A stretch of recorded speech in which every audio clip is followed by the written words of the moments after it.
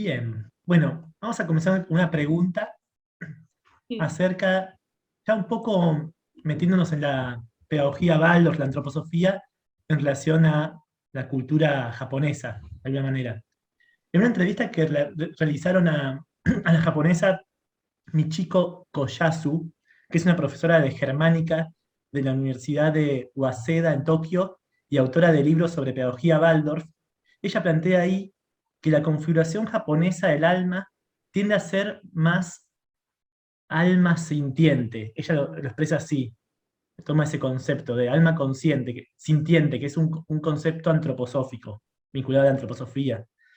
Ella explica lo siguiente: los japoneses son más suaves, más permeables y flexibles que los europeos occidentales. Es por eso que siempre entienden el alma sensible sin esfuerzo cuando leen sobre ella en Teosofía. Teosofía es un libro escrito por Rudolf Steiner, que es un antropósofo. Bien. También entienden el alma de la mente, el alma racional.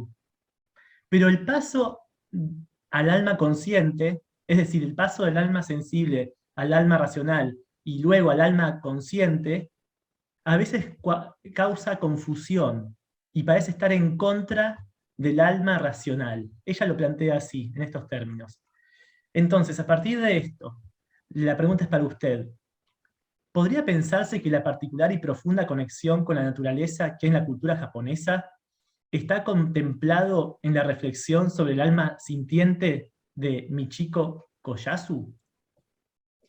Vale, ya partiendo de que yo en realidad no sé mucho de teosofía, lo que veo aquí es una tendencia que hay tanto en Japón como a veces en Occidente a mezclar un discurso político con el discurso espiritual, ¿no? Tenemos una línea de pensamiento que lo que dice es que los japoneses, pues por ser japoneses, vivir en la tierra de los kami, etcétera, etcétera, son únicos en muchos aspectos y se diferencian del resto de las gentes del mundo. Ahora bien, es cierto que cada cultura tiene cosas que la diferencian a una de otra, pero por una parte eso, obviamente, pues podemos considerarlo, pero tenemos que saber separarlo de ese discurso ideológico, político y muchas veces también económico que se mezcla dentro de la esfera espiritual y que acaba siendo realmente, pues, chauvinismo puro y duro, ¿no?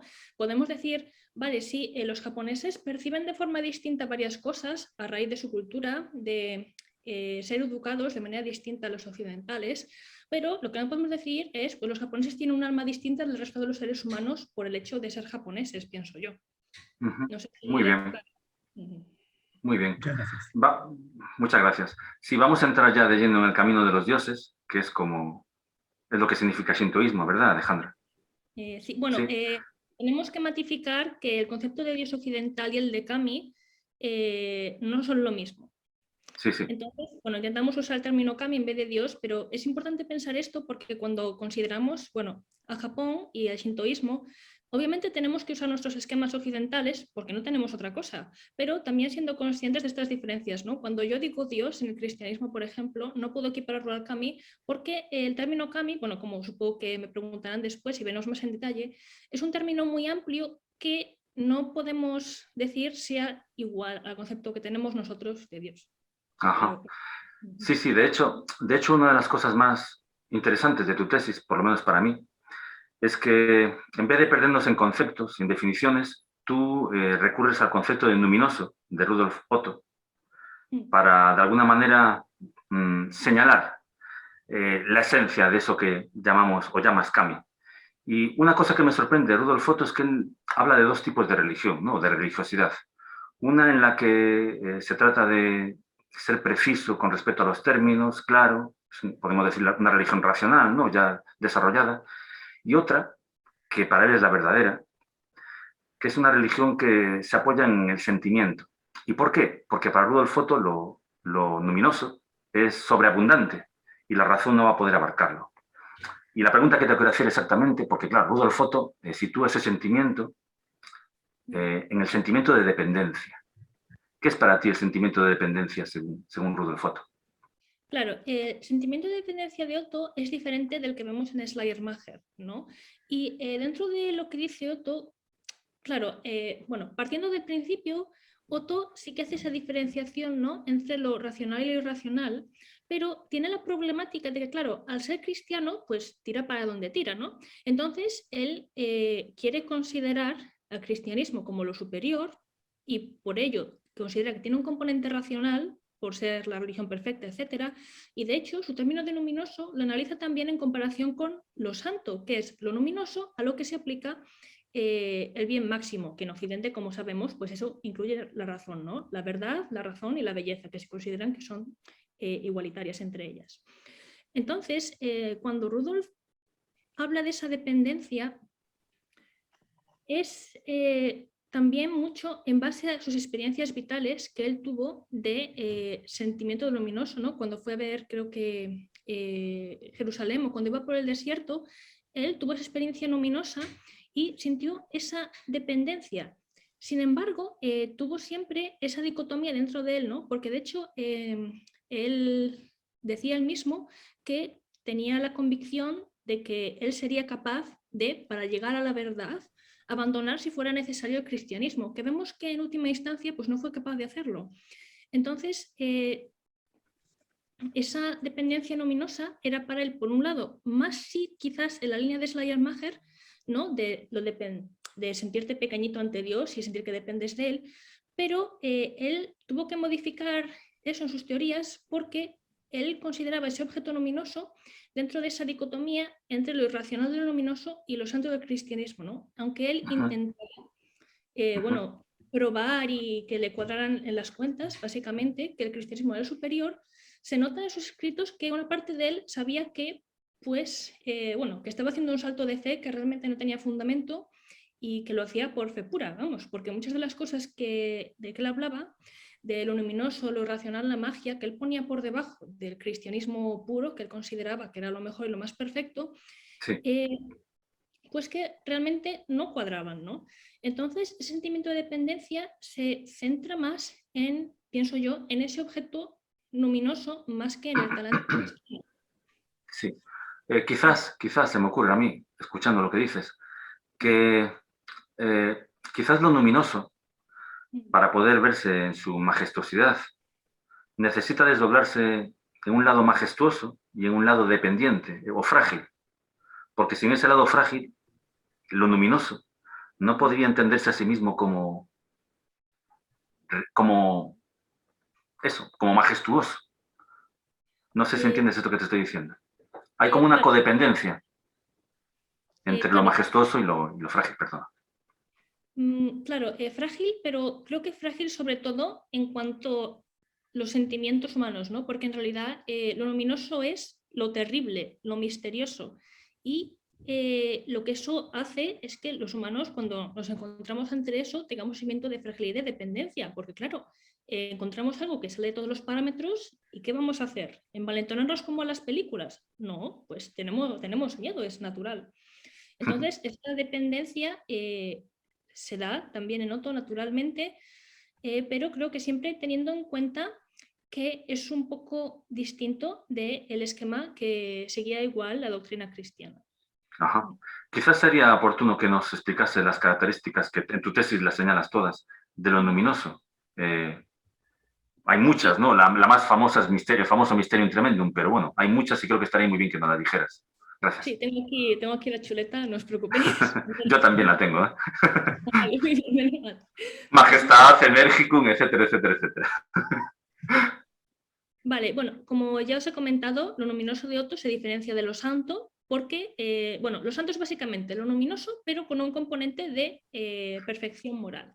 Entonces tenemos lo luminoso, que no tiene ese componente de perfección moral, que lo lleva al cristianismo, y encontramos lo que Rudolf dice probablemente sea el objeto, el núcleo a priori de la fe.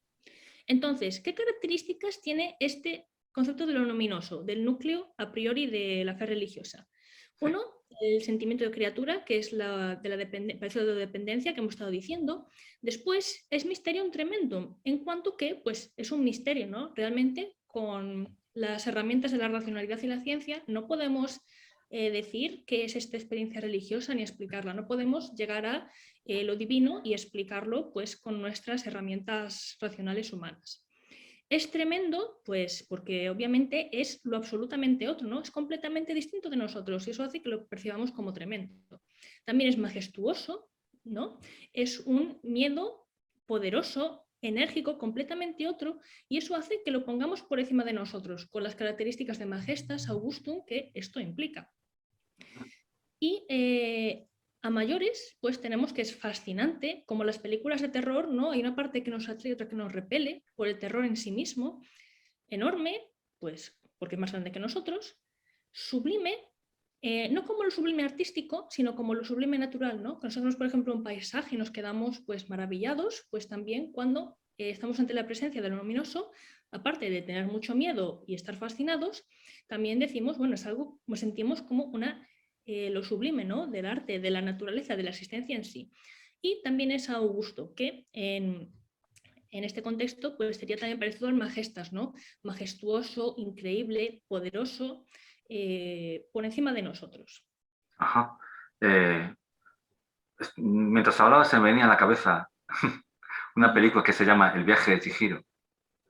Me parece una película que cumple todo lo que acabas de decir de lo luminoso. Sí, bueno, la he visto hace muchísimos años, pero justo hace poco leí un artículo que explicaba, bueno, un poco el simbolismo espiritual de la película. Y sí, claro, es precisamente en ese ámbito simbólico que vemos que lo luminoso de Otto puede también aparecer dentro del concepto de kami en shintoísmo. Ahora bien, bueno, hay muchos matices que supongo que iremos viendo a lo largo de la entrevista. Sí, sí, y además, y además creo que ya es el momento oportuno de que tú nos expliques los infinitos matices que tiene la palabra kami, que según tú dices en tu tesis, es la palabra más compleja de todas las palabras japonesas, ¿no? La palabra kami. Quizás porque intenta reflejar esa sobreabundancia de lo luminoso, no sé. Sí, bueno, más que dentro de las palabras japonesas, dentro del estudio de la religión japonesa, tenemos el problema de que la palabra kami es algo que abarca casi todo, ¿no? De hecho, la problemática principal de mi tesis es que lo luminoso de Otto, para aplicarlo al shintoísmo, en primer lugar lo comparo con el concepto de kami. El concepto de kami está mejor definido, de acuerdo con prácticamente todos los académicos, por un académico nativista del periodo Edo llamado Motori Norinaga. Motori Norinaga escribió muchísimos libros de muchísimas cosas, son estos eruditos muy prolíficos, y tiene un comentario de el Kojiki, que son las crónicas antiguas de Japón, y dentro de ese comentario pues tiene un parrafillo que es la definición de kami, es decir, ¿qué parece que es un kami? La conclusión de Motori es que no sabemos muy bien qué es kami. ¿Por qué? Porque es un concepto tan tremendamente amplio que no podemos definirlo realmente. Y aquí tenemos un contraste interesante con Otto, porque claro, Otto estudiaba lo irracional del luminoso, pero pues era un filósofo alemán. Entonces él seguía esa tendencia occidental y también alemana de ir categorizando las cosas muy claramente, ¿no? Pero como Otto bien vio, al usar esta categorización de lo luminoso, pues sí, hay puntos que se nos hacen más claros, pero hay una parte, es irracional, que no tiene cabida dentro del esquema de lo luminoso de manera categorizada racionalmente. Entonces, Motori, lo que pasa es que él afirma directamente, bueno, pues no puedo explicar más porque es que no se puede. Entonces, la definición de kami de Motori, bueno, como he dicho, es parte del Kojiki, del volumen 3, y es un concepto muy amplio y ambiguo. Entonces, ¿qué dice Motori que es kami? Vamos a ver. Lo malvado, lo extraño, lo terriblemente superior, es decir, que tenemos de todo, ¿no? Vemos ese contraste con el cristianismo, que bueno, que Dios, pues, bueno, sí, Antiguo Testamento hace cosas un poco éticamente extrañas, pero en general consideramos que es bueno, ¿no? Sin embargo, el kami directamente puede ser bueno, puede ser malo, puede ser neutro, de blanco a negro, puede ser moralmente de cualquier tipo. Y también, Excepto gris, ¿verdad? Excepto gris. Es decir, es casi más importante que nos fascine a que sea bueno o malo. Es decir, algo que no nos fascina, aunque sea bueno, digamos que es un kami fallido, ¿no? sí, pero no. Porque, por un lado, el kami tiene que tener esa capacidad de fascinar, de ser suguretaru, superior, excelente, pero por otro lado hay kamis que pues no son excelentes ni nada parecido de ninguna manera. Y entonces, unos problemas de definición de kami es que tenemos los kami y después tenemos una serie de criaturas del folclore japonés, los yokai, los fantasmas, que en teoría no son kami. Ahora bien, si los kami pueden ser de todo tipo, ¿qué distingue a un espíritu de estos, un ogro, por ejemplo, de un kami? Pues no está nada claro. Tenemos, por ejemplo, hay un espíritu que se llama kappa, que es un espíritu acuático que, bueno, tiene una mezcla así de tortuga, pez y niño pequeño. Y este espíritu, pues en general es un yokai, ¿no? Es pues un monstruito. Sin embargo, hay ciertos sitios en los que se le venera como Mizuchi, como kami del agua. Entonces, claro, normalmente parece ser que esta diferenciación del kappa entre kami y monstruito se debe a que si los lugareños del lugar consideran que pues, el kappa les está ayudando, porque hay kappas buenos, pues ese kappa es kami. Sin embargo, pues si el kappa monstruito, digamos que hace travesuras o cosas malas, en teoría no es kami, pero podría perfectamente ser kami porque los kami no tienen por qué ser buenos. Entonces hay aquí esta dificultad de comprender realmente qué diferencia un kami pues, de un yokai, ¿no? De un monstruo folclórico. Hay relatividad, es como relativo a una situación, a un contexto, ¿no? Claro, De alguna pero manera. la cuestión es, el kami puede ser bueno o malo, pero en este caso, por ejemplo, que vemos, el kappa se considera kami porque es bueno y no kami cuando es malo. Entonces, claro, realmente no tenemos una característica diferenciadora que nos diga, vale, por esta razón es bueno en todos los casos. Pues no, no puede ser. Entonces, Sin embargo, claro, Motori Norinaga, aunque no da una definición de kami, como tú muy bien dices, sí que dice que los seres humanos podemos llegar a ser kamis, podemos llegar a ser dioses. Y la pregunta que te hago a ti es ¿cómo? ¿Cómo podemos convertirnos en kamis? Que por cierto, también es el objetivo de la antroposofía. Que lleguemos a contactar con nuestro kami. Vale, el concepto de persona que se convierte en kami, hitogami, a ver, técnicamente no recuerdo ahora muy bien si Motori dice exactamente en esas palabras que se puede convertir uno en kami o si se saca después de lo que dice. El concepto de hitogami, pues es un concepto también muy amplio y es muy complicado, porque como para empezar ya no tenemos muy claro qué es kami y dónde acaba lo que es kami y lo que no. Y después, en hitogami, pues es una persona que se convierte en kami, pero uno puede convertirse en kami después de morirse, pero también puede convertirse en un espíritu vengativo, que en cuyo caso no es kami. Y tenemos, por ejemplo, el caso más famoso es el de un académico de Heian que se llamaba Sugawara Michizane. Y bueno, este señor al pobre pues le caía mal a los poderosos, lo exiliaron sin culpa ninguna, se murió en exilio y pues cuando se murió pues empezaron a ocurrir muchas cosas malas y bueno, a alguien se le ocurrió, oye mira, que es porque pues le hicimos la vida difícil. Y entonces, en ese momento, Sugawara pasa de humano a morirse, a ser un espíritu vengativo, no un kami. Después se lo empieza a venerar para que se calme, pues como para reparar el daño hecho, y entonces se convierte en kami. Pero claro, un kami no tiene por qué ser bueno ni pacificado. Entonces, realmente no sabemos por qué en cierto punto se convirtió en kami y no simplemente pues se convirtió en, bueno, se murió simplemente y no se convirtió en kami después el espíritu vengativo, ¿no? Motori en algunos de sus escritos teoriza que depende de la fuerza del alma de uno. Claro, ¿cómo medimos eso? Pues no podemos, obviamente. Está claro, sobre todo porque hay que sentirlo, ¿no? Eso ya tiene más que ver con el carisma, ¿no? Con algo que es intangible, que atrae, claro. más que es mensurable. Claro, también tenemos el caso de gente que sigue viva y se considera hitogami, pues, por ejemplo, ¿cómo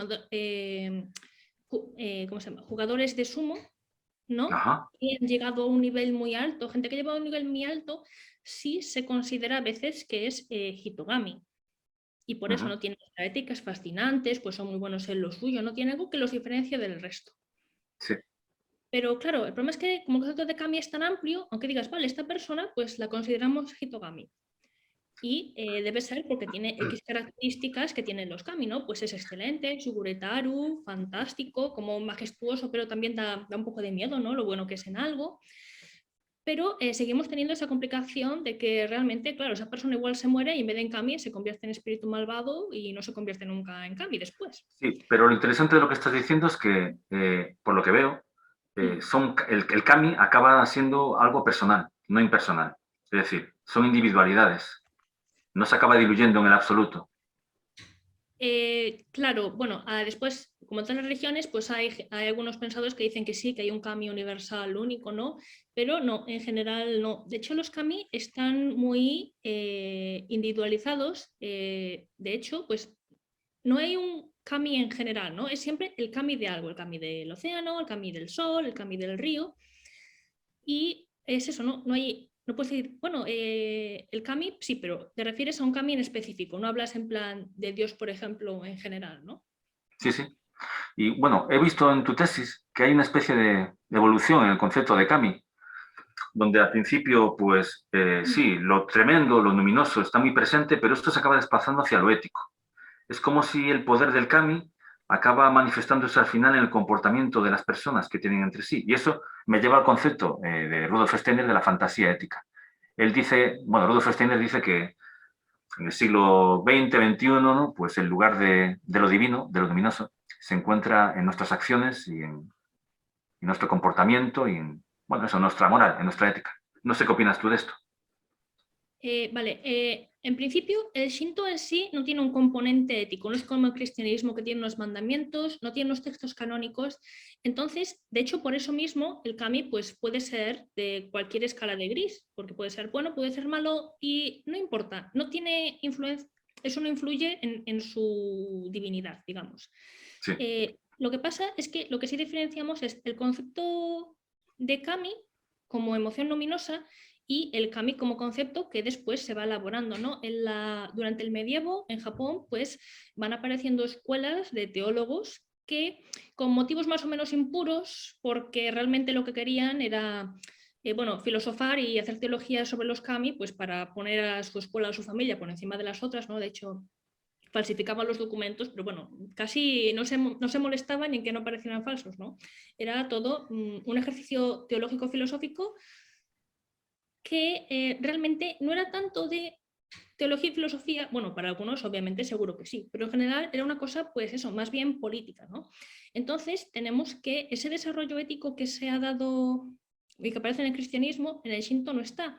Entonces, ¿influyen realmente los kami en la ética de las personas? Sí. Pues claro. A ver, hay algunos pensadores que, por ejemplo, Nakano Yuzo, en uno de sus artículos, dice que lo que los kami quieren de la humanidad es que continúen la labor creativa de creación del mundo y de, bueno, participar en sociedad haciendo cosas y haciendo lo que se te da bien, ¿no? Claro, ¿es una cosa ética moral? Por un lado sí, pero por otro no tienes unos baremos que te digan que esto está bien y esto está mal, ¿no? Hay Sí. cosas que necesariamente pues, consideramos que están mal, como bueno, matar a alguien porque sí, etcétera, pero pues los kami, o tú eres el kojiki, muchas veces pues son unos bárbaros, ¿sabes? No ofrecen un esquema moral al que adherirse realmente. Entonces, eso no lo proporcionan. Sí, una cosa que me ha encantado de tu tesis, entre muchas cosas, ha sido la manera, sí, ha sido la manera en que analizas el lenguaje japonés. Y bueno, eso me ha llevado a la conclusión de que a lo mejor un lugar de manifestación de los kami es también el lenguaje japonés, concretamente los kanji. ¿Nos puedes contar un poco si eso es cierto, si los kanji tienen algo de divino o de luminoso? Los caracteres japoneses kanji, que vienen de los chinos, me parece, ¿no? Sí, bueno, lo que pasa es que en Japón existe una noción que se llama kotodama, que es el alma de las palabras. Ajá. Entonces, en teoría, pues las palabras tienen poder espiritual, ¿no? Por eso funcionan las oraciones, los sutras y las plegarias. Ahora bien, no es exactamente que los kami estén dentro de las palabras, sino que es una religión que, bueno, hay varias, bueno, como de todo, pues hay gente que dice todo, ¿no? Pero en general se considera que es animista. Entonces, todas las cosas prácticamente tienen alma. Las palabras también. Entonces, no es tanto que las palabras sean kami o que los kami estén en las palabras, sino que las palabras, al tener alma y estar cargadas de la emocionalidad interior de las personas, pues tienen poder de afectar el mundo físico.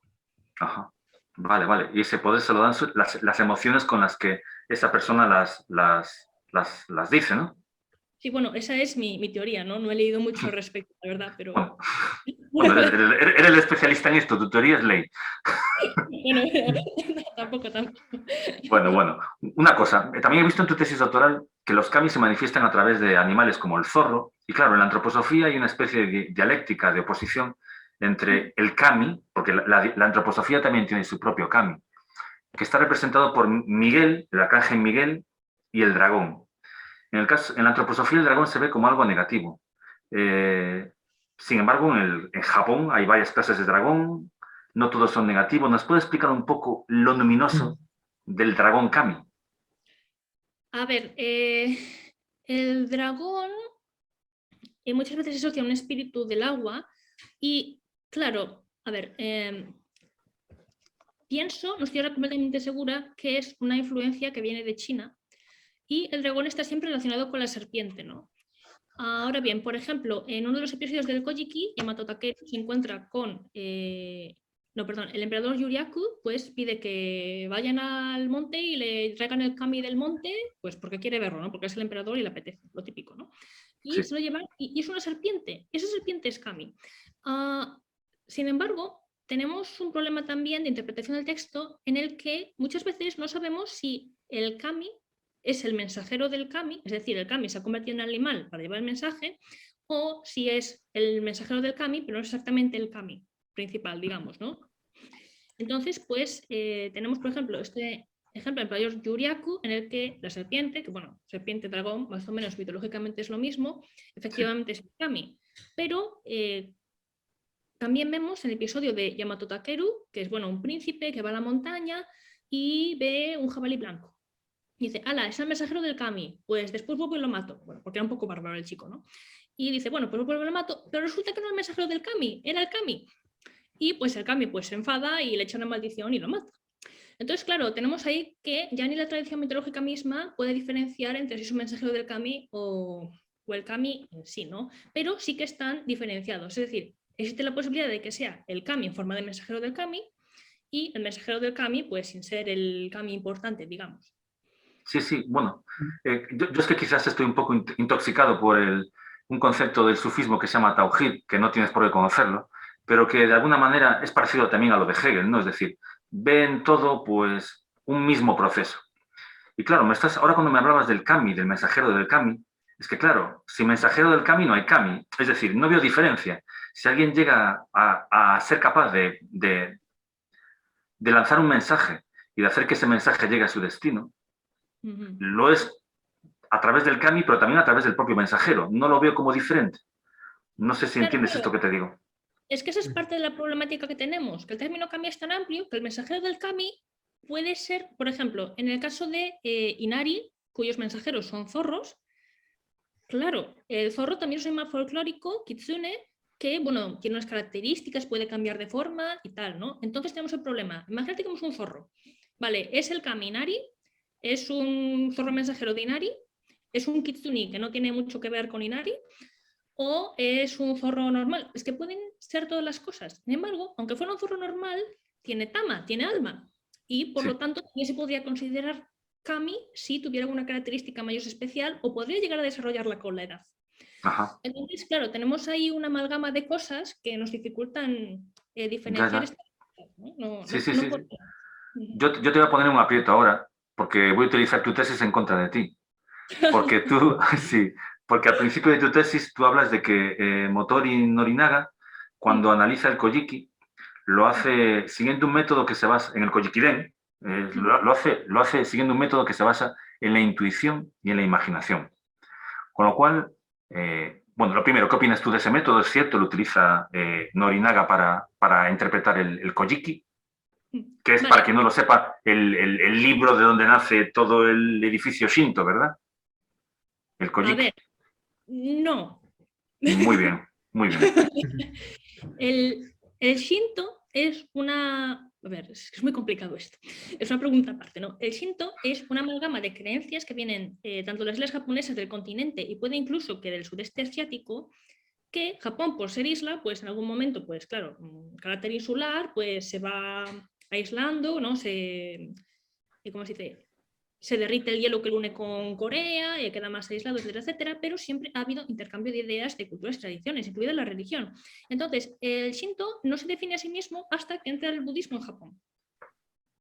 Porque cuando entra el budismo en el siglo VI es cuando hay una cosa foránea que viene como un conjunto estructurado de creencias y es entonces que hay una parte de, sobre todo la corte, que dice, bueno, a ver qué nos está metiendo aquí, lo nuestro es también importante y queremos que siga aquí, ¿no? El culto a los kami. Pero desde ese momento el culto a los kami no está realmente estructurado en lo que decimos hoy en día que es el Shinto. Ajá. Y de hecho, pues como decía antes, el Shinto no tiene un libro canónico y incluye tal amalgama de cosas, también de las que vienen del budismo y del confucianismo, etcétera, que realmente no podemos decir, bueno, pues es que esto es Shinto y esto no. Hay cosas que sí aparecen en el Shinto y no en el budismo, pero hay muchas creencias y rituales que se han influenciado mutuamente.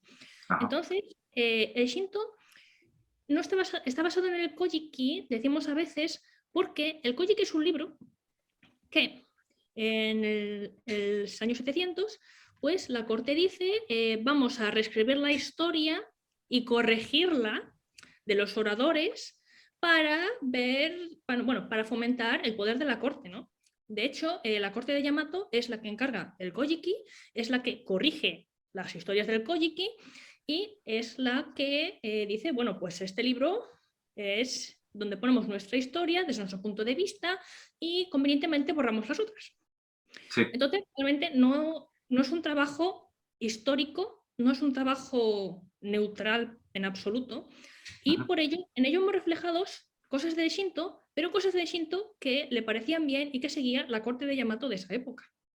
Había muchas creencias rituales, cosas shamanistas que no aparecen. Y después, cuando el Shinto se va desarrollando, claro, está el Shinto de la corte y están las creencias del resto del país, porque recordemos, al principio, la corte de Yamato, cuando comenzó a ser corte y ya tenía cierta influencia, tenía influencia en el área de Yamato.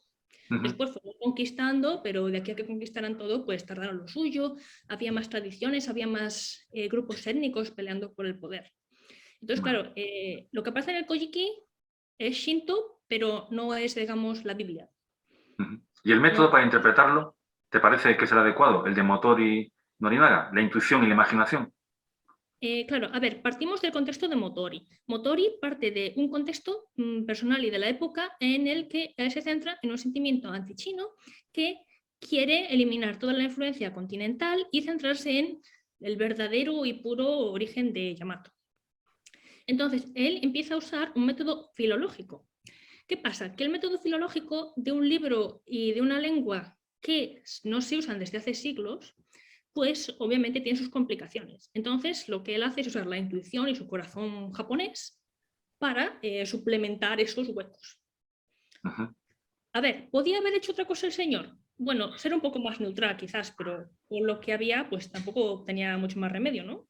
Análisis filológico y la fuente ya no era neutral, él tampoco era neutral y el análisis filológico pues era complicado porque para que nos hagamos una idea, después del Kojiki escribió Nihon Shoki, que es, bueno, el Kojiki estilo chino y un poco más largo, y varias décadas después de que se escribió Nihon Shoki, que estaba escrito no en japonés sino en chino, había gente de la corte, eruditos, que ya no podían leerlo. Se había cambiado el uso del lenguaje, ya no podían leerlo. Entonces, de ahí que hablamos del siglo VIII hasta Motori Norinaga en el periodo Edo, pues es que había una dificultad tremenda solo del lenguaje. Sí.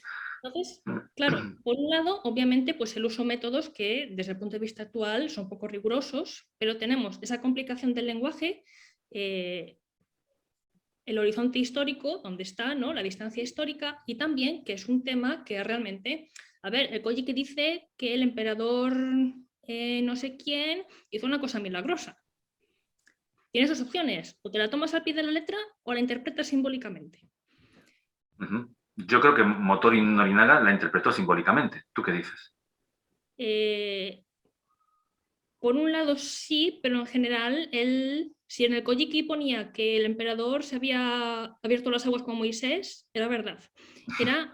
Sí, era una lectura anti-China, pro Yamato, pro Japón, y bueno, no es neutral, pero para nada, es completamente, bueno, pro Japón, pro el espíritu de Yamato, único, puro y que existe desde tiempos inmemoriales y se extiende desde tiempos inmemoriales. Y no hay, claro, está bien su análisis, científicamente no.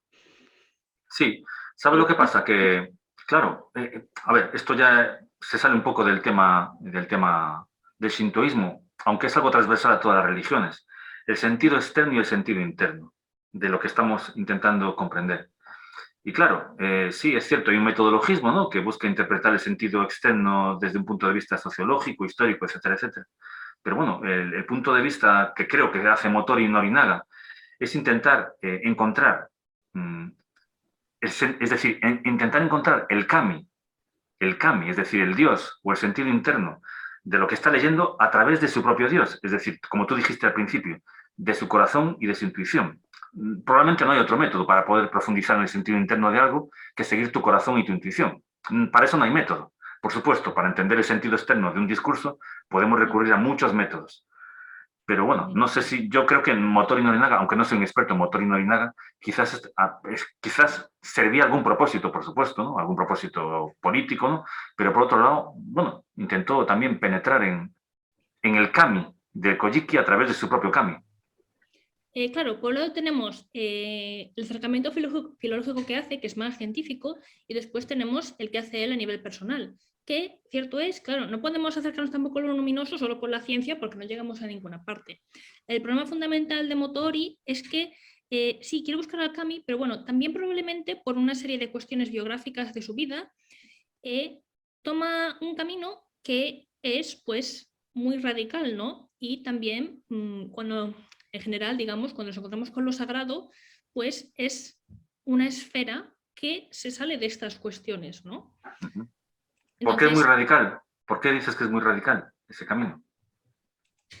Porque lo que hace Motoori es negar toda influencia china, toda influencia no japonesa, y quiere ir a el origen puro de Yamato, que no existe. Ajá, que no existe. Porque, claro, pero es no interesante esto que dices, porque en el fondo no hay, eso lo descubrimos el otro día en la entrevista de Emilio González Ferrín, ¿no?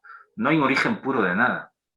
Por lo tanto, de alguna manera hay que inventarlo o recrearlo, de acuerdo a... O se recrea siempre, perdona. Claro, quiere recrear algo que no existe, pero esta recreación, en mi opinión, no es una cosa espiritual en cuanto a necesidad personal de él, pero que para un análisis, aunque sea espiritual de lo luminoso, pues pienso, hay que dejar ese ego detrás, ¿no? Ajá. Claro, no puedes decir, por ejemplo, hablas con alguien y dices, te pueden decir cualquier cosa de Dios, pero a veces dices, ah, bueno, qué persona espiritual, y a veces dices, bueno, pero igual Dios no quería la guerra santa, ¿sabes? No quería matar a un montón de gente, igual sí, igual no, pero bueno, que hay muchas posiciones que están influenciadas por la política, por la cultura, por paranoias personales o por una variedad de cosas que no son... En todo caso, lo que estás diciendo, ¿no? Por supuesto. Estoy intentando comprender todo esto que estás diciendo desde un punto de vista japonés o shintoísta. No es que Dios quiera la Guerra Santa o que Dios quiera las cruzadas, sino que hay un Dios que busca la guerra y que busca la muerte, un kami, que recrea a nivel histórico una situación para que de alguna manera su voluntad se produzca a través de guerras. No sé si entiendes también el concepto de kami en ese concepto, en esa manera, porque Rudolf Steiner habla también de kamis de épocas, bueno, espíritus de las épocas. Lo importante, no vamos a tampoco entrar en terminologías, ¿no? Pero habla de eso, de ¿cómo decirte? Fuerzas, pero no hablamos de fuerzas sobrenaturales, sino de, ¿cómo decirte? Zeitgeist se llama, ¿no? Es el nombre técnico, a lo mejor tú lo puedes decir mejor que yo, o Pedro. Espíritu de la época, ¿verdad? Que se apoderan de la mente de muchas personas y esas personas pues acaban confluyendo en una Segunda Guerra Mundial. Es decir, no se trata de que Dios permita esas cosas, se trata de que hay un Dios que realiza esas cosas a través de un grupo de gente que es afín a ese kami o a ese Dios. Claro, dentro de lo que es Motoori, él también dice, bueno, hay un kami que es el malvado malvadísimo, digamos, Magatsukami, que efectivamente pues es un kami completamente malvado, ¿no? Es decir, la gente que venere a ese kami pues lo hará con intenciones malvadas. Claro, Entonces, claro, después está hasta qué punto puede un kami afectar a un número grande de gente. Porque, por ejemplo, cuando vamos a un santuario sintoísta hay que dar palmadas y tocar una campana. ¿Por qué? Porque el kami no está allí esperando que vayas a rezarle. El kami está por allí haciendo su vida por la montaña y lo llamas para que te escuche, ¿no? Entonces, claro, nos encontramos que el kami tiene una serie de características que son amplísimas, como siempre, pero no podemos decir, bueno, es que este grupo de gente se han encontrado poseídos por el kami. Tenemos historias de gente poseída con por un kami, pero no sabemos pues, si puede ser una cosa a nivel grupal. Igual sí. ya.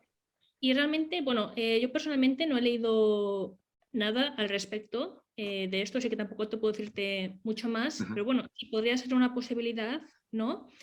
Pero más que nada, de lo de Motoori y su método, más que nada decir que, bueno, tenía una parte filológica y, claro, la parte espiritual que lo utilizaba, pues, claro, decir si estamos de acuerdo o en desacuerdo, pues depende mucho de desde qué perspectiva lo miremos y cómo lo consideremos. Tenemos también la distancia cronológica con Motoori, tenemos en cuenta aspectos vitales de su biografía que le han influenciado en muchas cosas y, bueno, al final tampoco podemos muchas veces decir que estamos de acuerdo o desacuerdo con algo, o estamos de acuerdo o desacuerdo, pero igual, bueno, que no podemos llegar a una decisión última de las cosas, sobre todo. Por supuesto. Por supuesto. Lo podría haber hecho Eso mejor. sí, hay cosas que se repiten de todas maneras. Es decir, de hecho, un poco el propósito de este canal es intentar que varias tradiciones, intentar buscar los puntos comunes entre varias tradiciones, ¿no? Y, por ejemplo, una cosa que me sorprende tanto bueno, el shintoísmo se denomina animismo, ¿no? Pero, por ejemplo, Rudolf Steiner, Swedenborg, dicen cosas Swedenborg, no sé si lo conoces, es un místico sueco. Bueno, no tienes por qué... No me acuerdo. Sí, el que critica a Kant, sí, en Sueños de un Visionario. Sí. Sí, Los Ángeles. En todo caso, muchas personas diferentes, de muchas tradiciones diferentes, acaban estando de acuerdo, por ejemplo, en una cosa que a mí siempre me sorprendió de Steiner. Él dice que nuestros pensamientos, es decir, todo lo que tú estás pensando ahora mismo, todo lo que yo estoy pensando ahora mismo, es en el fondo un kami. Es decir, el kami lo llevamos dentro. Y lo llevamos dentro en forma de pensamientos. Y de hecho dice una cosa todavía más extraña. Y dice que la mejor manera de contactar con el kami de nuestros seres queridos difuntos, es pensando en ellos, porque nuestros pensamientos son para ellos como miel espiritual. No sé si ves algún tipo de simbolismo parecido en el shintoísmo de Japón o en el animismo de Japón. Claro, bueno, en primer lugar quiero mencionar que tenemos también una problemática de la que toco un poco en mi tesis, que es diferenciar entre el animismo, el politeísmo y el panteísmo. Entonces, claro, cuando decimos tenemos un kami interior, nos referimos a animismo, a panteísmo, a politeísmo. Entonces, bueno, es complicado usar esas categorizaciones, ¿no? Pero bueno, Sí. dejando eso de lado, en el shintoísmo, bueno, está muy marcada en general, la religión japonesa en general está muy marcada por el culto de los antepasados. Sí. Y hay una serie de ritos y también mucho sobre todo también de corte budista, de venerar a los antepasados, hacerles ofrendas, cambiarles, tener en casa pues en una esquina un mini santuario, digamos, y irles cambiando las ofrendas todos los días. No sé hasta qué punto hay eso que dices de Rudolf Steiner, de que el pensamiento les influya o no, porque una cosa que vemos en el sintoísmo distinta de Occidente es que lo importante no es la fe, lo importante es el ritual. El ritual es más importante que la fe.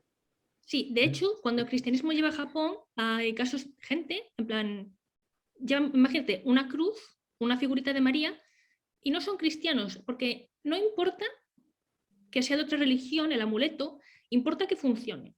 De hecho, cuando el budismo entra a Japón, lo que le interesa a la corte no es, bueno, claro, hay todo tipo de divisiones y facciones, ¿no? Que algunos, bueno, pero queremos el shintoísmo porque, bueno, también esos clanes que están asociados a él pues iban a perder poder si venía el budismo, ¿no? Pero lo importante no es el budismo es una religión y no nos cabe, es ¿funciona el budismo o no funciona? Si veneramos al Buda, ¿paran los terremotos? Eso es lo que importa. ¿Crees en Buda, crees en el Kami? Es secundario. Lo importante es que tú hagas el ritual de manera correcta, hagas las purificaciones de manera correcta y obtengas el resultado. Vale, vale. Es decir, es una técnica más que una fe. Es una técnica. Y después, Claro. una pregunta. Perdón. Sí, continúa. No, Pedro. Di. No, vos hablaste acá del tema de, por ejemplo, el tema vinculado a los cambios del climáticos, a las catástrofes climáticas. Por lo que estuve leyendo, en Japón, bueno, los maremotos, terremotos son muy habituales, ¿no? Y que de alguna manera están, pienso yo, ¿no? Que también hasta pueden influir en las formas, estas que decíamos acerca del kami, de vincularlo por un lado lo tremendo, por otro lado lo sagrado, estas connotaciones de bien y mal, de estas relatividades, conceptos como relativos, pueden estar también influenciados por la hostilidad quizás del ambiente, del contexto en que se vive ahí, de alguna manera. Claro, naturalmente. De hecho, probablemente por eso haya tanto énfasis en el ritual, ¿no? Si funciona es porque lo he hecho bien y si no funciona, bueno, pues igual alguien se ha olvidado de lavarse las manos, entonces era impuro y se enfadó el kami y por eso ha habido un terremoto, ¿no? Y de hecho, la época Heian, como comentamos antes, pues empieza con Sugawara Michizane a ver una serie de espíritus de gente que se muere, que considera que no lo han tratado bien en vida, y empieza también este culto y un desarrollo de rituales a mayores para tratar con estos fenómenos. Entonces, ¿se muere Menganito que está exiliado y ve un terremoto? Uy, pues igual no es el kami, pero es Menganito que está enfadado, ¿sabes? Entonces, sí, obviamente, pues hay una influencia muy importante. ¿Y tú crees que el shintoísmo, por supuesto, es imposible que en el siglo XXI podamos llegar a practicarlo como se practicaba hace, y más si somos occidentales, pero tú crees que el espíritu del shintoísmo nos puede ayudar a tratar mejor la tierra, es decir, a intentar ser más interactivos con ella, sentir más lo que le hacemos, lo que le debemos hacer? ¿Tú qué opinas? A ver, es cierto que hay movimientos en Japón que también actualmente se esfuerzan en unir esta vinculación del Shinto con la naturaleza.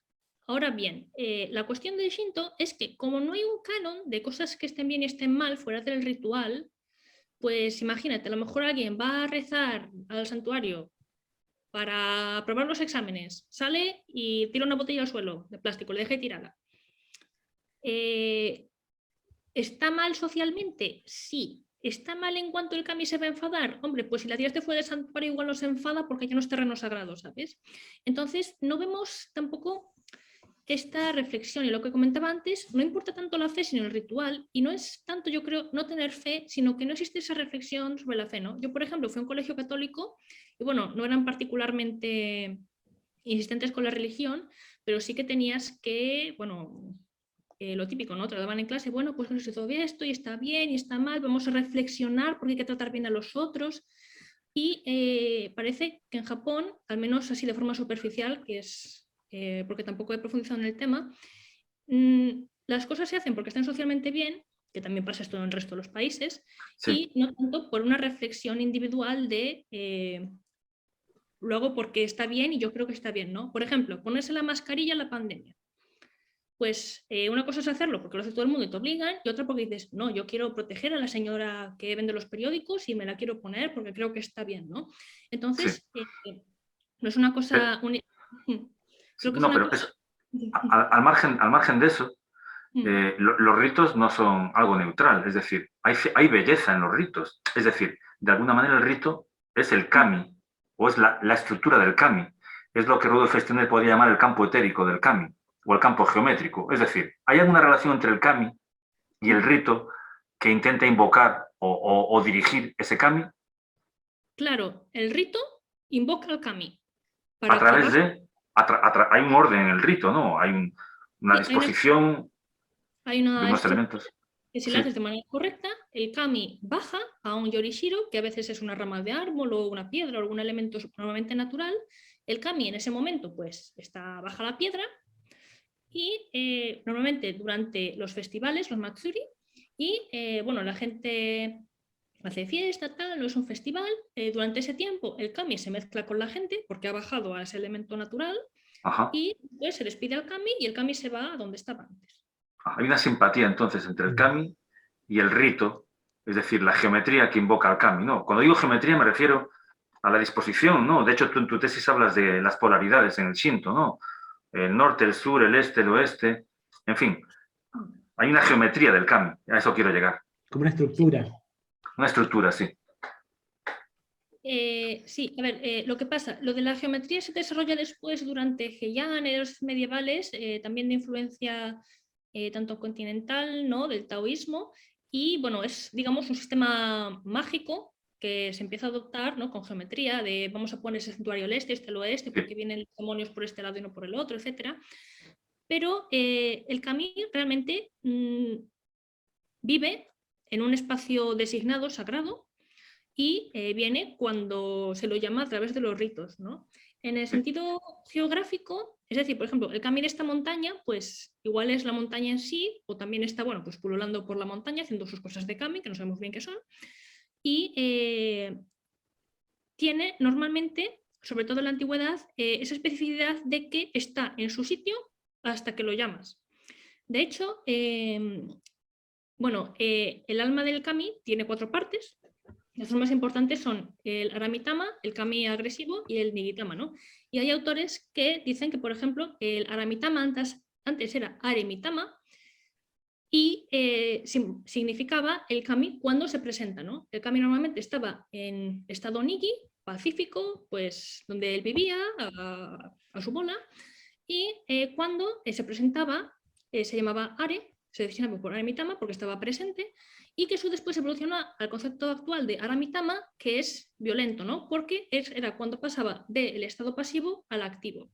Ajá. Entonces, tenemos que, a pasar de su localización geográfica, también podía moverse cuando fuera invocado, ¿no? De hecho, cuando vemos las historias de la emperatriz Jingu, que va a la conquista de Corea, ella lleva consigo Nigimitamas y Aramitamas para que la protejan y para que luchen en la guerra.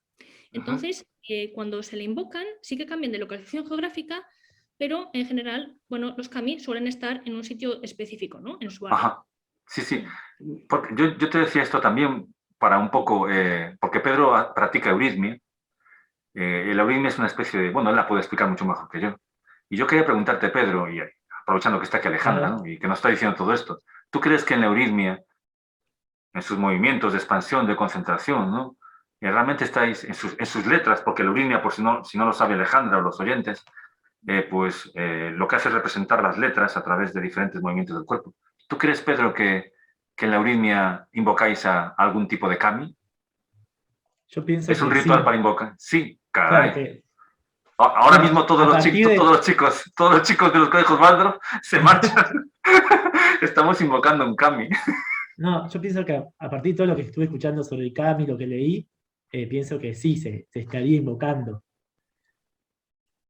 Sí, pues justamente es una danza ritual, de alguna manera, que toma el aspecto ritual como súper importante, de una importancia así primordial, por así decirlo, que también hay lugar para la improvisación, pero dentro de una estructura, ¿no? Dentro de una serie de pasos, una serie de alguna forma de ritos, así que yo creo que sí. Y Y hay en todo Japón después también hay también, danzas. Hay danzas en Japón, Alejandra. la danza butó está allá, ¿no? Ah, no sabía. Bueno, no sé mucho de danzas, pero sí, hay danzas kagura que eran originalmente para invocar al kami, hoy en día más para, bueno, se hacen como ritual, han perdido mucha parte de su rol chamánico, ¿no? Pero sí, hay danzas que se originan de los rituales de invocación a los kami, después se desarrollan también en el teatro no y el kabuki, bueno, que ahora ya son teatro, ¿no? Ya no tienen, como he dicho, ese rol religioso. Y después, durante los festivales, pues también se hacen danzas. No sé exactamente, bueno, creo que hay una parte que sí que son para que baje el kami, como los kagura, pero hay otra que son para arreglarle al kami, para que se divierta, ¿no? Ah, Como una ofrenda a la danza. claro. Claro, claro, claro. La danza Butoh es japonesa, tengo entendido. No sé muy bien cuál es ahora mismo. Creada en 1950 por Kazuo Ono y Tatsumi Hijikata. Ni Ni idea. idea. Cosas tan contemporáneas no, no sé. Claro. Y que tiene muchos Ah, aspectos similares a la Urina, por lo que voy viendo de esa danza, ¿no? sí, no sabía, Ciertos, no sabía. sí, estos movimientos. Vale. Ujú. Muy bien. No sé si tiene más preguntas que hacerle. Yo, por mi parte, todo lo que le quería preguntar. Yo tengo Bueno, sí, al final de tu sí. tesis hablas de las mujeres y del kami, Mm. como si las mujeres fueran un receptáculo especial para que el kami se manifieste.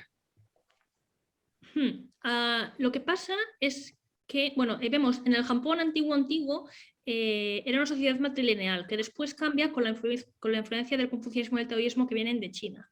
Entonces, suponemos que es posible que en principio las mujeres fueran las que tuvieran el rol chamánico de ser los medios de la invocación, pero también es cierto que había hombres que lo hacían, ¿no? No es una cosa exclusiva de mujeres, pero da la impresión de que en muchos textos aparece, bueno, la mujer como medium, ¿no? Y hay esa imagen hasta la actualidad, pero sin embargo, como me comentaron en la defensa de la tesis, miembros del tribunal, muchas veces se centra uno en esta visión, pero realmente también había hombres que eran mediums. Ujú. Entonces, bueno, habría ahí que hacer un análisis, ¿no? Pero sí que es cierto que si se piensa también de manera contemporánea, hay una imagen mental, digamos, de la medium shintoísta como una mujer. ¿Y por qué? Pues no lo sé, supongo que tendrá que ver con la construcción ideológica de los roles de género. De hecho, vemos que ya desde el medievo o incluso antes quizás, no me acuerdo ahora muy bien, la mujer, como bien digo en varios ejemplos de la tesis, a pesar de tener ese rol de medium, se consideraba que al tener ese papel religioso no podía mezclarse con la sociedad, ¿no? Vemos el caso de las Itaku, de las medium ciegas que iban, bueno, prestando sus servicios por Sí, las sí. aldeas, que estaban como excluidas, ¿no? Se las consideraba como Itaku, pero no como mujeres, que estaban excluidas tanto de la vida normal del resto de los ciudadanos y también de su rol típico de mujer, ¿no? No podían casarse, no podían tener hijos, etcétera, etcétera. Entonces, vemos que bueno, algo debe tener que ver con el rol de género, pero también tenemos el caso que viene en el libro de Ravieri, que cito en la tesis, de que, por ejemplo, también había magos que hacían, bueno, magia, no eran medios, pero hacían magia muy dudosa y también vivían en el límite social, es decir, también había hombres que tenían un rol parecido, aunque un poco distinto. Ujú. Entonces, pues, la verdad ahora mismo no tengo información para decirte tampoco más en detalle. Pero lo has dicho muy bien. Gente que vive en el margen de Sí, lo claro, social. el hecho de usar lo sobrenatural te sitúa fuera de la esfera Del de lo limen, humano. del limen. Sí, sí, Claro, del limen. estás en el territorio de lo salvaje, lo natural y lo que no es parte de la civilización, digamos. Ajá, muy bien. Yo después tengo una pregunta. Es también en relación a esta entrevista que estuve leyendo sobre esta japonesa que es entrevistada. Y está también vinculado a algo que dijiste vos, algo que dijo usted, acerca del tema de, por ejemplo, esto del pensamiento individual. En un momento hablaste de eso en Japón, en el Japón actual, por ejemplo. Lo relacionaste al contexto de hoy día. Bueno, en ese sentido, la pregunta es la siguiente. Primero hago la reflexión. Siendo con el tema de esta señora, ella en otro pasaje de su entrevista dice, bueno, una constitución interna más liviana y flexible puede ser un recipiente muy receptivo para los ejercicios antroposóficos, pero debemos involucrar nuestras fuerzas del ego, egoicas, con más fuerza, aplicando nuestro pensamiento. Ahí habla en el sentido de un libro que se llama La filosofía de la libertad, que es de Rudolf Steiner, pero a lo que voy, cuando dice esto de las fuerzas del ego, con más fuerza, porque la pregunta es, ¿por qué le parece que esta señora pone énfasis en el hecho de involucrar las fuerzas del ego con más fuerza? ¿Los japoneses tendrían una configuración yoica distinta a la de un español, por ejemplo, o un argentino? Y si esto fuera así, esta particular configuración yoica o egoica japonesa, ¿podría tener sus raíces en la forma en que se desenvuelve espiritualmente y culturalmente a lo largo de los milenios? Vale, en primer lugar, aquí tenemos a alguien, las ideas de alguien que obviamente piensa y lee sobre religión de forma más o menos académica, que no es la mayor parte de la población. Yo voy por la calle y le pregunto a alguien si usa el ego en su relación espiritual y bueno, sale corriendo. Claro. Me manda por manicomio. Entonces, claro, tenemos que partir de un punto de vista que estamos hablando muchas veces cuando vemos estas cosas que no hablan de las creencias de la gente de a pie, ¿no? Hablan desde su perspectiva individual, por supuesto, pero también de una perspectiva académica particular, ¿no? Por ejemplo, esta señora, yo entiendo que pues sigue la escuela Waldorf, que no sé muy bien qué es, y es la teosofía, que no sé qué es, y puede que esté involucrada en varias religiones contemporáneas o tradicionales de Japón, cada una con sus ideales, y que opinan que eso va, este ritual sí, este no, o no sé qué. Entonces, claro, no puedo decir si esta persona en particular piensa que hay que involucrar el ego, pues primero me sorprende porque en Japón se suele tomar en general una posición un poco negativa hacia el individualismo, ¿no? En plan, A eso prima iba, claro, por ese lado bien. iba, sí. Entonces, claro, primero, teniendo en cuenta todo eso, me sorprende lo de esta persona en particular que ponga énfasis en el ego. Claro, igual es que se crió o estuvo 5 años en América y se influenció. No sé, claro. Vienen muchas cosas. Sí, vivió en Muchas cosas. Alemania también ella, vivió en Alemania, tomó... Claro, es muy diferente. Un japonés que vive en el campo, va al templo y nunca ha salido de Japón, pues claro, es una cosa muy compleja, ¿no? No creo que Pero podamos son más extrapolar. grupales entonces, por lo que estás diciendo. Es una configuración mental más grupal, ¿no? La de Japón, más que más individual.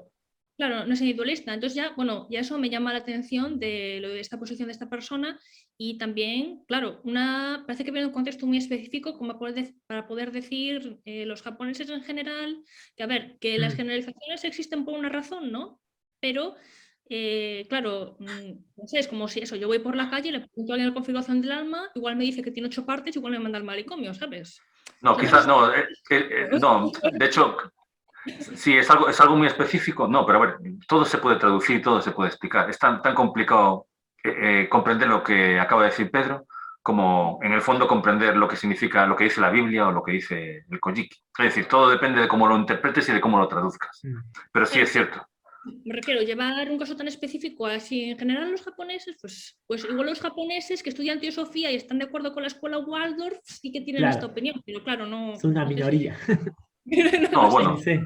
Sí, bueno, sí. sí, sí, Bueno, no, igual... y además probablemente, tal y como tú defines el alma japonesa, ¿no? o la mente japonesa, aunque estudien Waldorf y aunque se hayan leído la teosofía de Rudolf Steiner, lo harán de una manera grupal. Es decir, tendrán una relación con eso de manera bastante grupal. Pero bueno, no... Claro, depende, igual una persona, ¿no? Y otra, bueno, es que hay hay muchas posibilidades, claro, no te sabría decir basado en ese extracto. Sí, sí, sí, sí. Sí, sí. Pues yo no sé si queréis que continuemos con algo más o si podemos despedirnos de la invitada. No sé, Podemos ¿tenéis ir alguna pregunta? despidiendo. Sí, yo, en realidad, el tema que a mí también me involucra mucho es el tema de la libertad, ¿no? Por eso venía la pregunta. La pregunta Ajá, última muy venía bien. más ligada al tema de la libertad individual, o qué concepción se tiene, por ejemplo, hoy día en Japón acerca de la libertad, o se tenía en aquellos tiempos de que estemos hablando. Pero bueno, es En el un Shinto. capítulo Sí. aparte. No, pero podríamos cerrar la entrevista con esto, sí, está muy bien. Es decir, la relación que hay entre el Shinto y la libertad. ¿Realmente alguien es libre dentro del mundo de los dioses? ¿O al final acaba siendo dirigido por ellos sin ninguna manera de liberarse de su influencia? Claro, a ver, realmente, desde lo que yo sé, no hay Claro, por ejemplo, tú en el Occidente tienes, por ejemplo, Santo Tomás y muchos teólogos que se han dedicado a decir, bueno, es que podemos ser libres, podemos no ser libres, Dios es bueno, Dios es malo, pero esto en Japón no ha pasado de la misma manera, ¿no? No hay, bueno, actualmente sí que hay más discusión académica, pero no tenemos los típicos debates, sobre todo en Shinto, igual sí más en budismo, de somos realmente libres, está el mundo determinado. Es una visión generalmente, que no digo que no haya excepciones y que no exista, pero en general es una visión más práctica. En Japón, dices.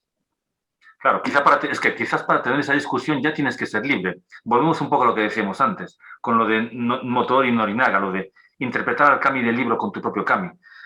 Una persona que empieza a discutir acerca de si es libre o no es libre, de alguna manera está entrando ya en ese territorio de libertad. Con lo cual, por lo que tú me estás diciendo, si en Japón esa discusión no está presente en su día a día, es que en el fondo, pues bueno, tampoco les preocupa mucho el tema y por lo tanto tampoco son muy libres. Claro, a ver, están por un lado los círculos escolásticos y los círculos teológicos, y después, claro, ¿qué influencia ha tenido realmente eso ideológicamente a nivel global en el país? Pues no te sabría decir. ¿Qué pasa? Que igual, pues, es eso, ¿no? Igual no hay esa misma discusión argumental que ha habido en Occidente, o la hay, pero de manera distinta, ¿no? Por eso, al no tener, por ejemplo, el Shinto, un texto canónico, pues tú lees el Kojiki por leer algo, el Nihon Shoki, y no está lleno de, bueno, y entonces, ¿somos libres o no somos libres? No, es una cosa, una recreación mitológica de la historia que te habla de los kami, lo que hicieron y sus genealogías, pero en ningún momento se pone, y lo que hizo Menganito estuvo bien, estuvo mal. Mira, resulta que el kami de las relaciones amorosas le ponía los cuernos a su mujer y dices, bueno, y vas claro, a porque es una fuerza. Podríamos comparar al kami con el instinto también, ¿no? Es decir, los instintos no son libres, son fuerzas. Para poder ser libre tienes que salirte del instinto y verlo desde fuera. Pero bueno, esto ya es entrar en terrenos psicológicos, por así decirlo. En los que a lo mejor no te quieres meter. No sabría tampoco decirte, porque además también hay un debate sobre si la psicología japonesa está mal leerla desde el punto de vista de la psicología occidental, porque es... Bueno, ¿qué pasa? Es diferente la psicología japonesa de la occidental. A ver, hay dos puntos de vista. Uno que dice que la psicología occidental se aplica a Japón y que por lo tanto los japoneses, por ejemplo, el control la inteligencia emocional que tiene desarrollada, etcétera. Y después hay otros autores, porque en Japón la psicología no se ha desarrollado tanto como en Occidente, ¿no? Allí, por ejemplo, el psicólogo es una cosa un poco rara. La gente va a que le echen la fortuna. Sí. Entonces, claro, no ha habido ese desarrollo, pero sí que hay algunos libros de filosofía hecha por japoneses, escrita para japoneses, que yo todavía no he tenido la oportunidad de leer, y también está eso, ¿no? Realmente con nuestros esquemas, sean psicológicos, sean académicos occidentales, hasta qué punto podemos aplicarlos a otra cultura. Porque bien es cierto que yo, aunque en mi tesis propongo que sí que hay una base universal de la religión en este caso, y obviamente neurológicamente para los humanos pues hay otra base universal, ¿no? Estamos limitados por la neurología que tenemos, más o menos, que tenemos el cerebro con, bueno, unos más listos y otros menos listos, pero más o menos pues tenemos unas capacidades en general, ¿no? ¿Hasta qué punto se podemos aplicar nuestros valores occidentales a otra cultura completamente distinta y decir, bueno, no, es que lo nuestro es mejor porque está más desarrollado, pero ¿hasta qué punto podemos realmente aplicarlo, ¿no? Que tampoco es caer en el, no, es que X cultura es especial, distinta y única y no se le pueden aplicar X valores, tampoco. Hay que encontrar, yo creo, una medida o o crear una nueva estructura para poder entender y aplicar ciertas cosas, ¿no? Muy bien. Pues Alejandra Sande, muchísimas gracias por visitarnos en esta taberna. No sé si despedirme recitando, porque claro, en la entrevista a Emilio González Ferrín comencé diciendo algo en árabe. No sé si despedirme sí, dale. recitando la Matsu Norito o el principio. Taka nahara ni kansumari masu kamurogi kamuromi no mikoto mochite. Puedes seguir si quieres. Muchísimas gracias, Alejandra Sande, por visitarnos y por entregarnos tu sake. Tu licor en esta taberna. Muchísimas gracias, Alejandra. Mucha suerte. Igualmente. Nos vemos. Arigato. Chao.